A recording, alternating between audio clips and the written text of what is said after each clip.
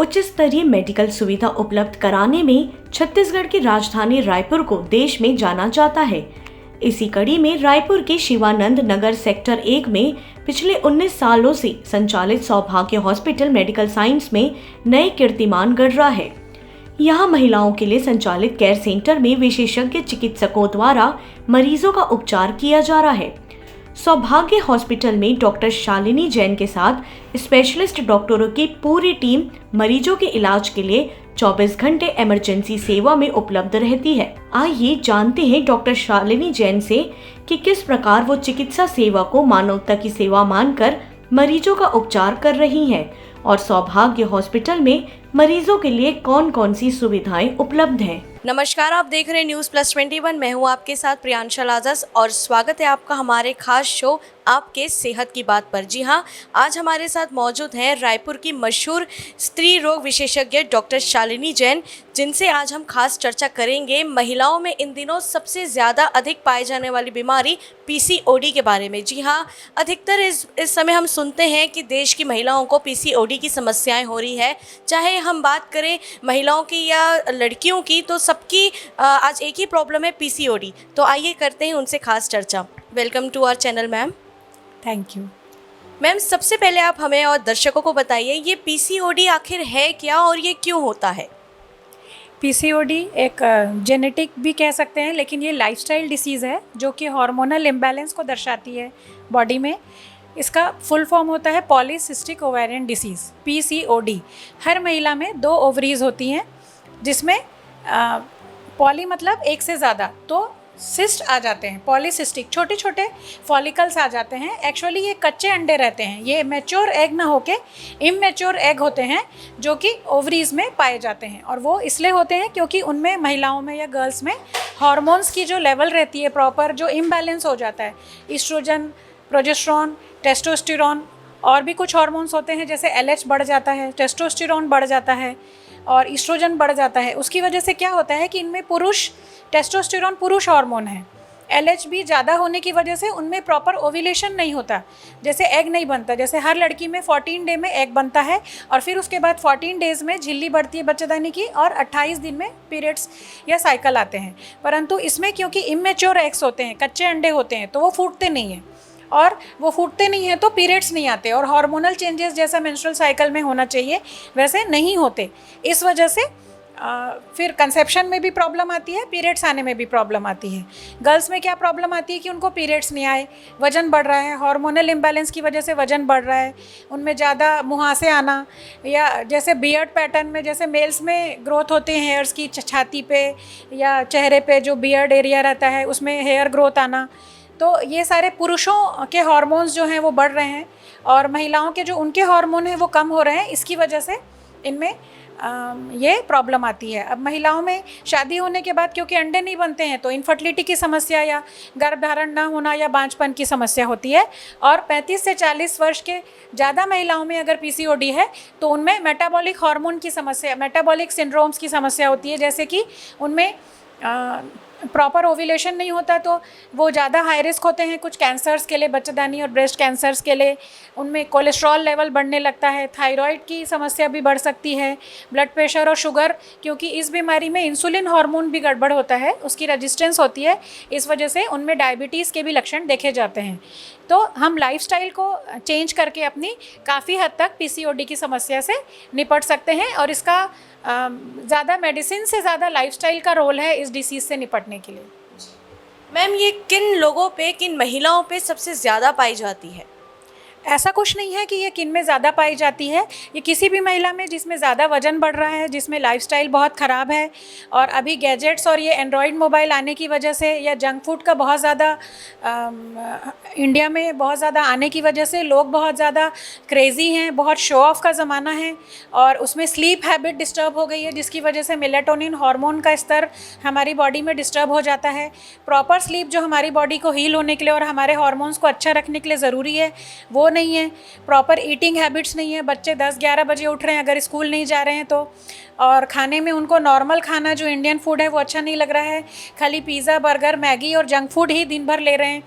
तो ये सारे जो जंक फूड है ये बहुत डेंजरस हैं। बल्कि गवर्नमेंट को मैं कई बार मेरे मन में सवाल आता है कि ये सारे जो हैं हमारे यहाँ जो ये वेस्टर्न कंट्रीज़ का कल्चर आ गया है, पिज़्ज़ा हट है, डोमिनोज़ है, KFC है, ये सेंटर्स, इनको बल्कि वो नहीं, अनुमति नहीं देनी चाहिए सेंटर्स खोलने की। और ये एड्स जो कि डेंजरस हैं, जो जंक फूड के एड्स देख के बच्चे उसके लिए अट्रैक्ट होते हैं।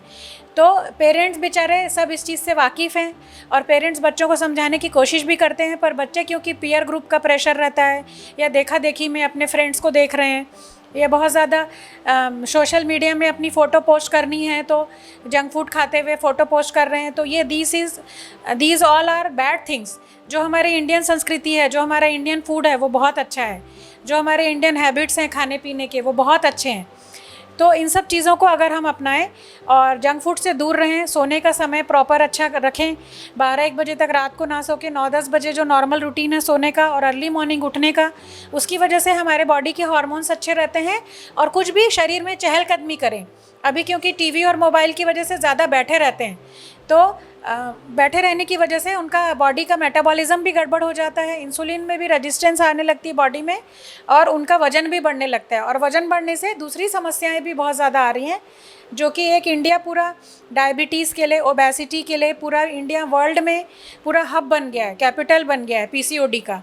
क्योंकि ये इतना वेस्टर्न कंट्रीज से भी ज़्यादा इंडिया के लोग इससे इन्फ्लुएंस हुए हैं, भारत देश के लोग। तो लाइफस्टाइल को बदल के हम 60-70% इन सब चीज़ों से निपट सकते हैं।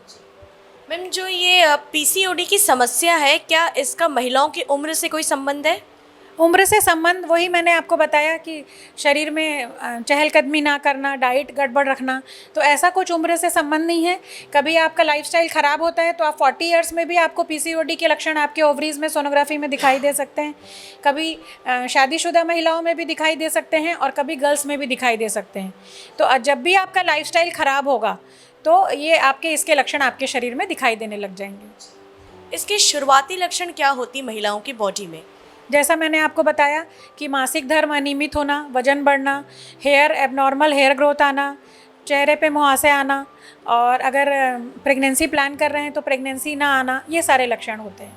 मैं इस क्वेश्चन में फिर आऊँगी आपके पास। यदि किसी महिला को गर्भ धारण करना है तो उसे किस किस समस्या को फेस करना पड़ेगा? PCOD में मैंने जैसा आपको बताया कि उनका वज़न बढ़ने लगता है और उनके मासिक धर्म अनियमित हो जाते हैं। क्यों अनियमित होते हैं? क्योंकि अंडा नहीं बनता और कच्चे अंडे ओवरीज़ में आने लगते हैं, जो कि मैच्योर होकर फूटते नहीं हैं। तो जब तक एग मैच्योर होकर फूटेगा नहीं तो प्रेगनेंसी में गर्भधारण में समस्या आएगी। तो इन महिलाओं के लिए भी यही आंसर है। उनके ट्रीटमेंट का सबसे इम्पॉर्टेंट हिस्सा होता है लाइफस्टाइल मॉडिफिकेशंस। हार्मोन्स बहुत ख़राब होने लगते हैं, LH बढ़ने लगते हैं, जिसको कि डॉक्टर्स रेगुलेट करते हैं। एक एंटीमुलेरियन हार्मोन AMH होता है, जो कि इन महिलाओं में ज़्यादा उसका लेवल होता है, उसको भी नियंत्रित करना पड़ता है। हार्मोनल इम्बैलेंस से निपटना पड़ता है और फिर अंडा बनने के लिए कुछ दवाइयाँ भी दी जाती हैं, जिनको हम ओव्यूलेशन इंडक्शन और ओव्यूलेशन स्टिमुलेशन प्रोटोकॉल में लेते हैं। और वज़न कम करना होता है और साथ ही कुछ दवाइयों के साथ फिर मुश्किल से इनका कंसेप्शन होता है। तो सबसे इम्पॉर्टेंट इसमें यही टेक होम है कि लाइफस्टाइल अपना नियमित रखें। जैसे मैंने बताया कि सोने का समय, उठने का समय, शरीर में चहलकदमी रखें, प्लस जंक फूड ना खाएं। और इसमें हमको ज़्यादा करके जो भी इंसुलिन को मॉडिफाई करते हैं, जैसे मीठी चीज़ें हैं, चावल या चपाती, इनको कम करके इसमें ज्वार, बाजरा, रागी, इन सब दूसरे मिलेट्स को डाइट में शामिल करना होता है। और कुछ ना कुछ फिज़िकल एक्टिविटी करके हम इस समस्या से निजात पा सकते हैं। मैं आखिरी में एक सवाल और चाहूँगी। आपने डाइट की बात अगर कही है तो और कैसी प्रॉपर डाइट लें जिससे इसका इलाज हो सके? जैसे कि आप कह रही हैं लाइफस्टाइल, तो थोड़ा आप हमें विस्तार से और जनता को बताइए कि कैसी लाइफस्टाइल अपनानी चाहिए लोगों को और महिलाओं को जिनको ये बीमारी हो जाती है। लाइफस्टाइल में हमको कोशिश करनी चाहिए कि जितने से जितना हो सके पेस्टिसाइड फ्री फूड लें, क्योंकि पेस्टिसाइड्स भी एक PCOD का कारण माने जाते हैं।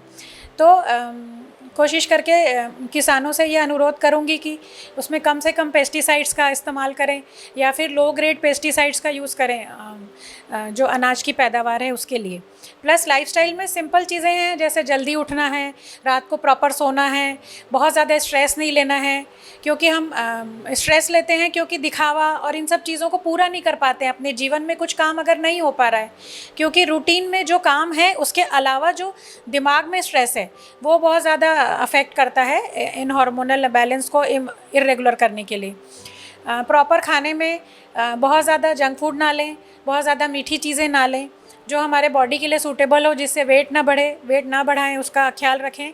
और टाइम टू टाइम हमारा भोजन हो, अनियमित जीवन शैली ना हो, जीवन शैली नियमित हो, खुशहाल हो और स्ट्रेस फ्री हो, तो उसमें हम अपना काफ़ी हद तक लाइफस्टाइल को अच्छा कर सकते हैं। प्लस ग्रेन्स, जैसे मैंने बताया, पॉजिटिव मिलेट्स को यूज़ करें।